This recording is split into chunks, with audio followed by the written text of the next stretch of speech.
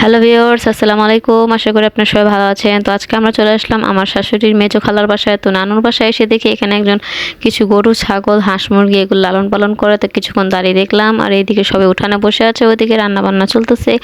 আর এখন আমরা নানুর রুমগুলো দেখব। আর এইদিকে একটা রুম আছে, এটা 2 পার্ট করা, তো এটার ভিডিও আমি করতে ভুলে গিয়েছি। তো এখন সামনের দিকে আমরা যাব নতুন দোতলা রুমের দিকে। তো এখন বেশিরভাগ গ্রামের মধ্যে দোতলা রুমটা বেশি দেখা যায়, এটা এখন বেশি ভাইরাল। তো দেখেন নানুর রুম হচ্ছে এখানে 2টা, রুমের একদম শেষের রুমের দিকে আরেকটা এক্সট্রা তিনি গেট দিয়েছেন। তো গেটটা খুললে কি সুন্দর একটা ভিউ দেখা যায়। দেখেন সামনে একটা বড় পুকুর, পুকুরটা একদম ঘরের মধ্যে দেখা যাবে, কত সুন্দর ভিউটা।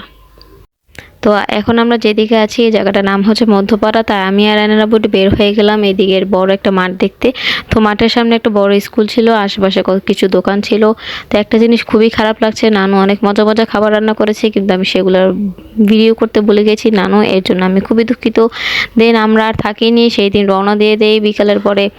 তারপর আমরা চলে যাই পরের দিন আবার ঘুরতে, কারণ রাতের বেলা খুবই প্রচণ্ড পরিমাণে শীত হয় ওখানে, আমি আর সহ্য করতে পারছিলাম না, তাই চলে আসি। আর আমি 2 দিনের ভিডিও একসাথে আপলোড করব। তো আমি এখন রেডি হয়ে গেলাম, আয়ন বাবাকে রেডি করে নিলাম। এখন আমরা বেরিয়ে পড়বো নিমতলার উদ্দেশ্যে। নিমতলা থাকে আমার শাশুড়ির ছোট খালা, তো ছোট নানুর বাসা যাচ্ছি, সবাই রেডিমেডি হয়ে ঘুরতে যাব, খুবই আনন্দ লাগে। তো এতদিন আমি টানা 4 দিন গ্রামের মধ্যে থাকি, খুবই ভালো লেগেছিল, কিন্তু শেষের 2 দিন ঠান্ডার পরিমাণটা খুবই বেশি ছিল।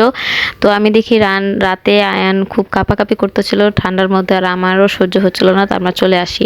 তো আমরা পরের দিন আবার ব্যাক করি ঘোরার জন্য। তো একদিক দিয়ে ভালোই হয়েছে যে যত ব্যাগ ট্যাগ ছিল সব বাসায় গুছগাছ করা হয়ে গেছে, এখন আমরা শর্টকাটে বের হয়ে গেলাম।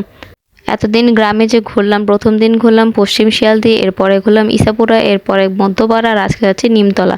তো এই সব কয়টা জায়গা ঘোরার পর আমার কাছে সবচেয়ে বেশি ভালো লেগেছে ইসাপুরা। আর ইসাপুরার জায়গাটাতে মানে বাজারের মধ্যে মানে টাউনের মতো একটা ভাব ভাব লাগে, এর জন্য আমার কাছে ভালো লেগেছে, কিন্তু সব জায়গায় একদম জোস। আজকে রোদটা আবার ভালোই উঠেছিল, তাই তেমন একটা ঠান্ডা লাগছিল না, তাই প্রিপারেশন নিয়ে এসেছি। শীতের সোয়েটার ছাড়া তো আর গ্রামে যাওয়া যাবে না, এখন ঠান্ডা না লাগলেও আসার সময় তো অবশ্যই ঠান্ডা লাগবে। এদিকে দেখতে দেখতে আমরা এসে পড়ি নিমতলা বাজারে। তো নিমতলা বাজারটা আলহামদুলিল্লাহ অনেক বড়, অনেক সুন্দর। এখানে সব ধরনের আইটেম বিক্রি করে, যেমন ফল টল, শাক সবজি সব কিছু আপনারা এখানে পাবেন। তো আমরা এখান থেকে কিছু বড়ই আর কয়েকটা আনারস নেই। তো সেটা ক্লিপ নিতে পারিনি, কারণ আয়ান আমার কোলে ঘুমিয়েছিল। যেহেতু আমার একটা ছোট বাবু আছে, একটু পরপর প্যারা দেয়, কিছু করার নেই। তো এই বাজার থেকে আমরা এখন একটা অটো নিয়ে নিব, অটো দিয়ে চলে গেলে 5 মিনিটের সময় লাগে নানুর বাসায়।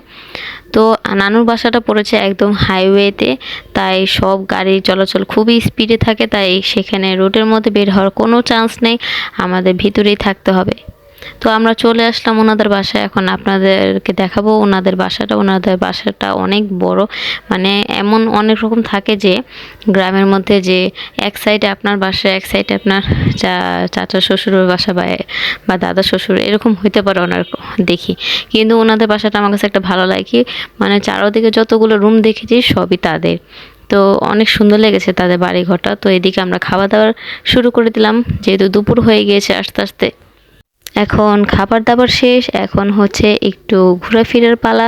কিন্তু ঘোরাফেরা করতে আমাদের বাইরে যেতে হয়নি, কারণ তাদের বাসার পাশেই ছিল তাদের অনেক বড় জায়গা জমি, অনেক বড় বড় মাঠ। আর এই মাঠে আমরা কিছুক্ষণ বসি, একটু আরাম করি, ঘোরাফেরা করি। আয়নের আব্বু, আয়ান, তারপর আরও কিছু বাচ্চারা, তারপর আমার খালা শাশুড়ির ছেলেরা, তারা মিলে সবাই একটু খেলাধুলা করে এখানে। আমি একটু আশেপাশের যত আছে, শাকসবজি আছে, এগুলোর ক্লিপ নেই আর কি।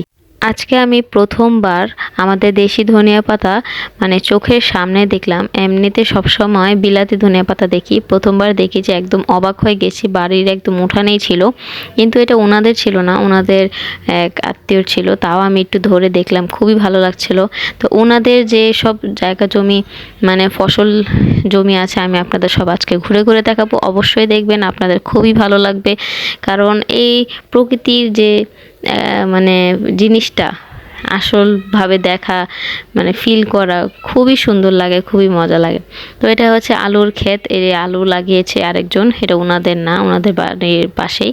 তো দেখেন কি সুন্দর আলুর গাছগুলো, ভালোই লাগছে ধরে দেখতে। এবার গ্রামে আসার পর চারদিকে শুধু আলুর গাছই দেখলাম, হয়তো এবার আলুর ফসলটা বেশি হয়ে যায়। এদিকে আমরা চলে যাচ্ছি আমার শাশুড়ির খালু কী কী গাছ লাগিয়েছিলেন, কী কী ফসলি জমি করেছেন সেগুলো দেখার জন্য। তো এদিকে আমরা ঢুকে গেলাম লাউ গাছের ফসলি জমিতে। তো দেখেন উপরে যত মাচাং দেখছেন এগুলোতে লাউ ধরেছিল, লাউ চাষ করেছিলেন। তো এবার আর করেননি, এই জন্য আর নেই। তো আমরা আরও সামনের দিকে চলে যাব অন্য কিছু দেখার জন্য। তো সামনে আমরা দেখতে পারবো অনেক ধরনের ডাঁটা গাছ লাগিয়েছেন। তো এগুলা দেখতে খুবই সুন্দর লাগছিল। আমার শাশুড়ি আমার খালা শাশুড়িরা শাক খুব পছন্দ করেন, তো তাদের জন্য কিছু ডাঁটা শাক তুলে দিচ্ছিলেন আন্টি। তো এইদিকে আমি বাচ্চাদের সাথে চলে গেলাম আরেক ফসলি জমির দিকে। তো এখন আমরা চলে আসলাম শশা সবজির দিকে। তো দেখেন এদিকে আমরা দেখতে পাচ্ছি প্রচুর পরিমাণে শশার গাছ। আজকে প্রথম দেখলাম একদম সরাসরি শশা ঝুলতেছে গাছের নিচে।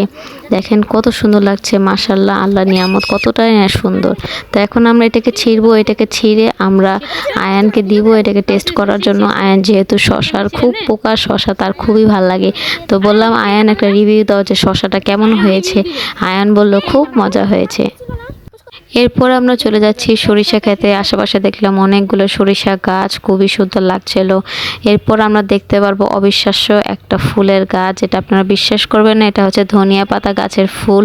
আমিও প্রথমবার দেখেছি, খুবই সুন্দর লাগছিল, তাই ধরে ধরে বারবার দেখছিলাম। কত সুন্দর আল্লাহ নিয়ামত। তারপর সরিষা ফুলের গাছটা একটু ধরে দেখলাম। ছিঁড়তে ভালো লাগে না ফুল, আমারও সব সময় একটু ধরে দেখলাম তাই। এরপর আমরা দেখতে পারবো সামনেই অনেকগুলো ভুট্টার গাছ ছিল।